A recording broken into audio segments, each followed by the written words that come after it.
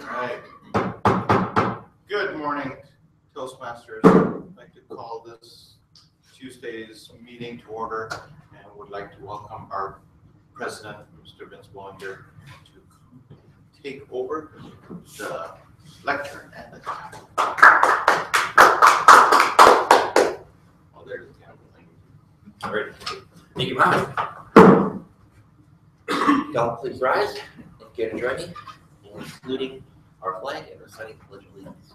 I pledge allegiance to the flag of the United States of America and to the republic for which it stands, one nation, under God, indivisible, with liberty and justice for all. Do we have a timer today? Our timer is supposed to be 80. All right. Well, can we have a fill-in? Anybody without a major role want to be a timer as well? Matt wants to be a timer. Who but he was waiting on here. All right, great, phenomenal. Could you please hand this to Matt? Matt, if we have an impromptu timer, what we like to do is we like to have an impromptu invocation. Could you please regale us with an impromptu invocation?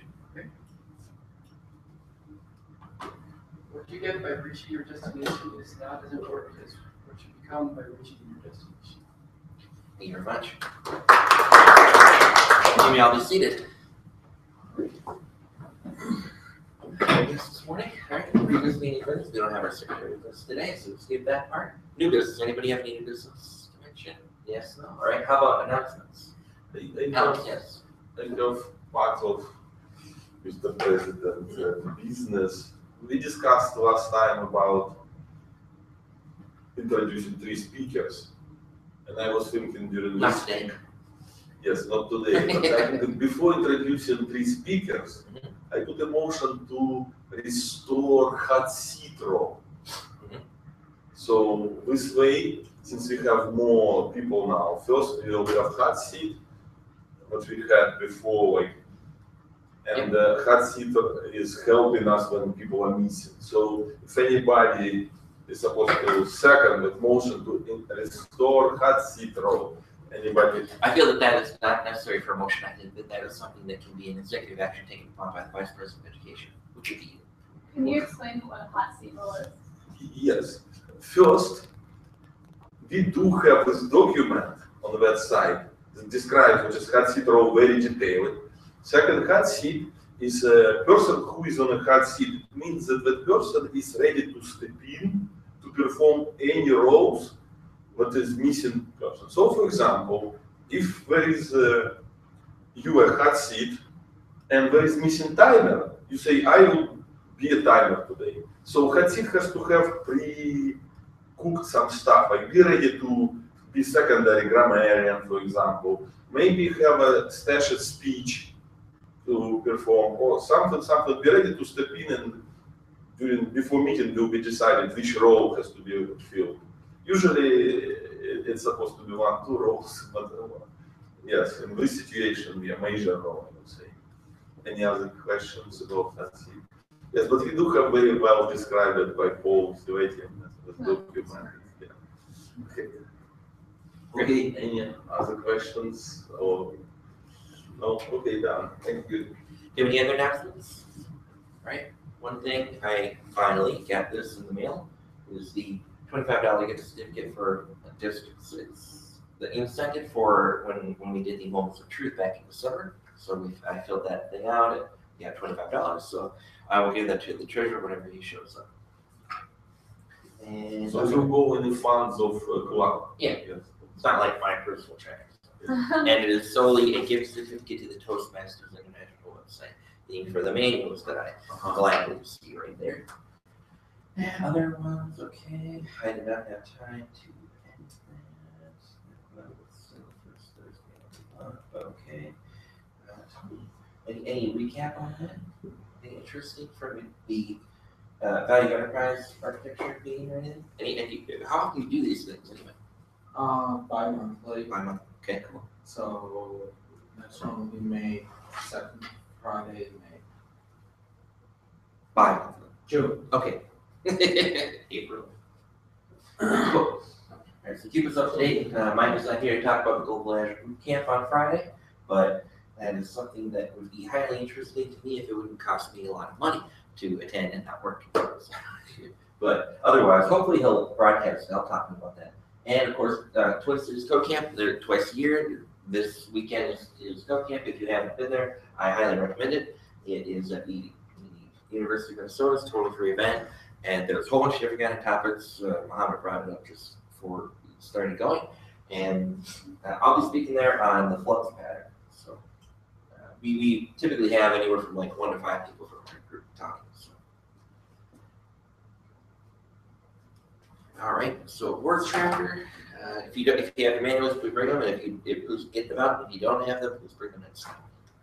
Do we have any manual speeches last week? I can't remember. Yes, I did, and I'm at, I think, 7 manual. Yeah, last week would be like 7. 7 left. 7 that I've done. Cool. All right, great. 7 easy answers. Awesome. And without further ado, by the way, it's probably a good word of the day option, but actually I won't do it. You know, that's exactly what I'm going to do. Use that as the word of the day. I will introduce today's Toastmaster. So today's Toastmaster is Cleo, so she's been a very didn't check the schedule. Right. So she's been a very valued member of the club. She's been a great addition since she joined on, and happy to have her. Please help me welcome today's Toastmaster, Cleo. Thank you, Vince. Appreciate that I'm a valued member. It's always nice to hear. So today we have kind of a smaller group, but thanks everyone for showing up. I know when people start to say no, they're not going to be there, it's easy to also want to sleep in or do something else with your extra hour and a half in the morning. So it's great that everyone's here. So today I want to have a theme around public knowledge. So there was WikiLeaks a few years ago. There was recently the Panama Papers, which if you start to read into that, it looks like it might have been a conspiracy of the US to start leaking this information. And as you see, there have been some world events that have changed because of those releases. The retirement or resignation of the president of Ukraine, a lot of scandal going on in Iceland because of where money was being sent. It did not happen actually. President did not retire. Who resigned in the Ukraine? Prime Minister, but it's Prime nothing Minister. to do with Panama Papers because he's not mentioned it where. But President was mentioned. He was mentioned, but he didn't resign. Yes. Well, needless to say, Ukraine was mentioned and now there was a resignation. Connection? Conspiracy? Who knows? With that said, I want to introduce some of the roles we have and see if anyone would be open to taking on some new ones. So we have an open evaluator role, one open evaluation. Tony has already stepped up to do that. We have one speaker. Oh, then we're good. Unless anyone wants to speak, be an impromptu speaker. Woo, okay, we're going to say no to that. So Alex, a lot of pressure for you. Okay, so without further ado, I'd like to welcome our court jester, Tony Bierstead. And you can remember his last name by saying, what's your favorite drink? And what would you rather have? You'd have a Bierstead instead. A beer instead of water. Yes, perfect. Please Come give us on, your everybody. I tried to look for jokes relating to leaks, especially security leaks, and the best I could do was some plumbing-related jokes. One of which I had to eliminate because it's a little off-color, and we want to avoid that. But one day, a plumber was called to a doctor's home. The doctor was bleary-eyed because this faucet had kept him up all night. Leaks have a way of disturbing people, so that does sort of relate to what you were saying.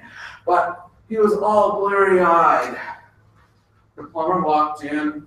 2 minutes later, he walks out. It's all fixed. That'll be $150. The doctor looks at him aghast and says, "I'm a surgeon, and I don't even get that for 2 minutes of time." The plumber looked back at him and said, Well, I used to be a surgeon, and that's why I'm a plumber now. Ha! That's great. Yeah, I don't think you ever realize how much people make in those businesses until you have to pay for them. Thank you, Tony. Our 1-minute Toastmaster is Mohammed Fardi, who this morning I saw whipping into the parking lot. And for most people, that would be driving fast, doing little donuts in the parking lot. But for him, that's slow. So I can only imagine when you're awake and ready to engage. Please enlighten us with your 1-minute speech. Thank you, Madam Toastmasters, fellow TechMasters, and welcome guests. So that wasn't fast, it was really slow. You should see what fast does. And I was woken up this morning by Hennepin County deciding to have tornado sirens, which was great. Disturbed my sleep. Anyways, so today I want to talk to you, 1-minute Toastmaster. I was going to talk about the membership and how your progression on your path to success, but we're really here for one thing, which is to improve our speaking skills. And I picked up the latest and greatest Toastmasters magazine. I hope you all get it. Yes, do you read it? Yes. And Vince does, because he always refers to it as 1-minute Toastmaster. I found it interesting because this time around it's more about getting burnt out and feeling like you're ready to give up and not do the things, because this is a volunteer organization. Everybody's here giving up their time, and it has a lot of interesting anecdotes about how not to get burnt out or how to keep your motivation up. And one of the interesting things that I found in here was your Toastmaster skills and how does it apply, or what your application could be. So storytelling, public relations, share your cause, vision, communication, contest, deliver keynotes and seminars, how it can improve you in your work life. Leadership, so if you have a leadership role, you can conduct strategic sessions, things like that. If you're the treasurer, then you can define budgets and manage revenue and all that. So it's kind of giving you an idea that even though this is a small little organization that we're in, and we love each other and have this fun club, there's definitely impact. And if you look at it from a bigger vision, you're really learning skills for making you a better leader. Thank you. Thank you. Absolutely. I think a lot of these skills and things we do are universal to our lives, personally and professionally. Right on time, I would like to welcome our grammarian, St. Soldier, to enlighten us with some word of the day, and please explain your role as well. All right. As the grammarian today, I have a few things to do. The grammarian is not only, one of the big things about the grammarian is that we come here and we know that we're here to speak about we're here to practice our speaking skills, we're here to practice our evaluation, things like that, and our practice speaking as well. One of the things that kind of gets missed or glossed over are things like timing, making sure that we keep on track and we make sure that we're fitting within the bounds of what we're supposed to discuss, and also things like the grammarian, which is some of those making sure that we don't use filler words, ahs, so, and also help us improve our vocabulary. So what I will be doing is giving a word of the day, and today's word of the day, which I had just figured out, is adieu. Now, a lot of people use the term adieu when they say, without further ado, and they introduce people. But what they don't understand is what the hell it even means. What it actually means is time-wasting bother over trivial details. What they're saying is, I'm introducing this person, and you know what? I'm done just babbling on about nothing. So if you say that, what you just said was, I just talking out of my rear. So remember that. If you say without further ado, you just said everything you just said was dumb and stupid. You're not going to be doing that anymore. So without further ado, here is the word of the day, adieu, and I will also be using the lovely new Toastmasters International app, which will help me take care of all the grammarian stuff, because all I have to do is say select members. So I'll say, let's see, who never ever says Nick Shagel. Select speech type, table topics, and then anyway, so it will help me one more time. And second, so it will help me keep track of all the outs and outs, because I think I need an electronic calculator to be able to keep track of all those, right, Nick? Right. Thank you. Thank you. And do you want to take this? Oh, yes, should. One more thing, the bell. I do .NET is related to this. Yes. Trivial. And if you hear the bell, I'm going to try to keep it fairly quiet, but what it means is we said hour. So try to keep that in mind. You will pick up on that pretty quickly. Thank you. Okay. So ring loud for Nick. So before you should ding me there. That's one of my weaknesses. Before we continue, we are missing one critical role, which is a fun one, the Table Topics Master. So is anyone available to do table topics? I'm not volunteering, but I am trying to raise a point. In the lecture, if you wanted to volunteer, you don't have anything to discuss. We have table topics cards, so if you don't have a major role, you can just read them. Who's getting evaluated today? Okay, you're on the roll. There was it's a pretty good sheet. Feel like a box. Is there a box of cards?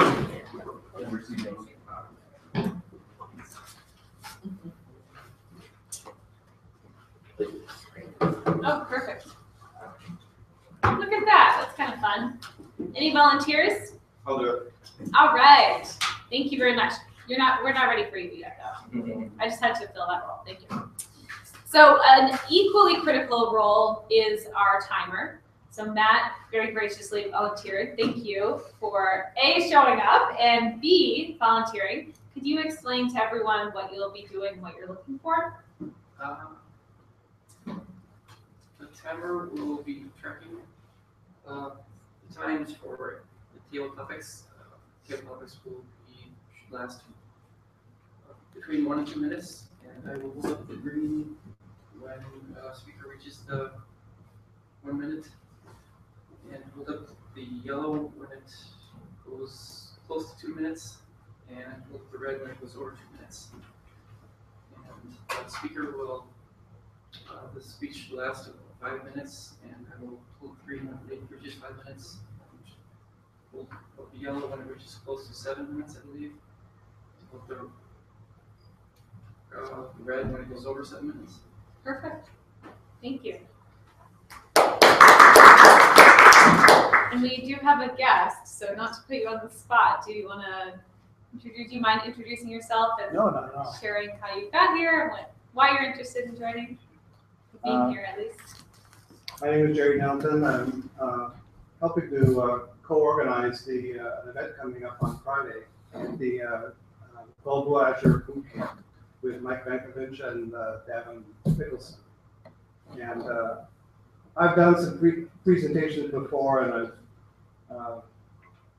I don't mind doing public speaking. I kind of put myself in a position where I have to do it. So sometimes, I haven't done it in a while, so I thought I'd come and practice a little bit. But also, I was going to meet up with Mike if he was here. So Which he's not. unfortunately. Yes.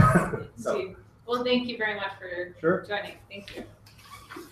So now we have our volunteer for table topics. Mohammed, could you please join us and get us started? Thank you. You're welcome. And Toastmasters. I get to open this great thing. Has this been used before? Doesn't look like it. All right. I thought I had left a sheet of table topics questions in there as well, just in case, for occasions like this, just to be ready for the hot seat as we bring that back. All right. So who's speaking? So I'll ask Alex first. All right, table topics. Yeah, this is gonna take a while. Do you need reading glasses? Yes, I do. Well, this is gonna be hard. Because there's a lot of reading to do for a question. Wait, you're taking longer not to reading it. Right. Start with you, Vince. Thank you. All right. Pizza is the world's most popular fast food. The average pizza eater consumes about 60 slices every year. The favorite topping is pepperoni. The least favorite is anchovy. If you could name one dish as your country's official food, what would it be? I think it was tabletop master. Oh, yes. If I could pick one food to be the nation's food, what would it be? I'll include and why. Well, I know it wouldn't be pizza, I'll tell you that. First off, it's already not American, it's Italian food appropriated from the Italians. And then totally bastardized Korean. It's also something that's terrible for you, something I go ahead and like play, especially pepperoni of all things.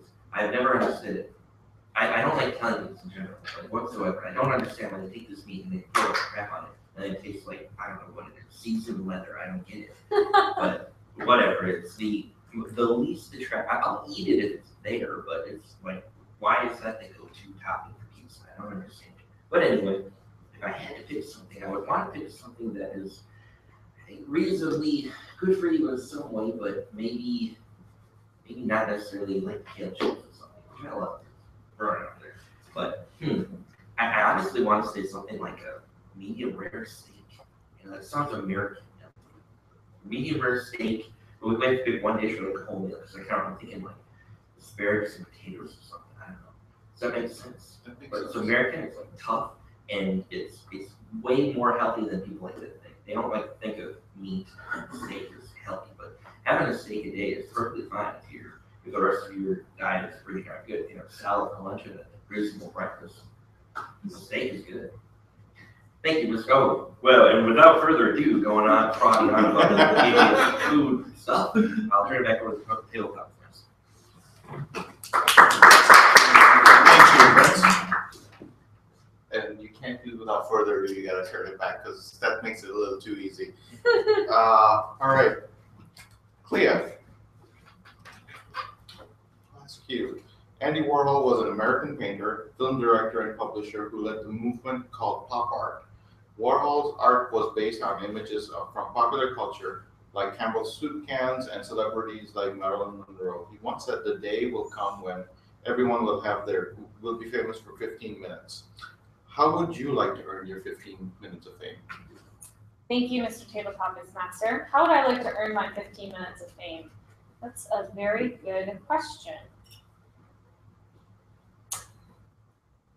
I am going to turn it back into a food topic, and I would like to talk about how there has been an influx of international cuisines that have become mainstream in our culture recently. The one that pops into my mind most relevantly is ramen noodle. So ramen has traditionally, in my eyes, always been that little packet that you get, you add water, or you have a cup of noodles, and you pour some hot water, and it somehow turns from this hard cardboard-like substance into this salty mess of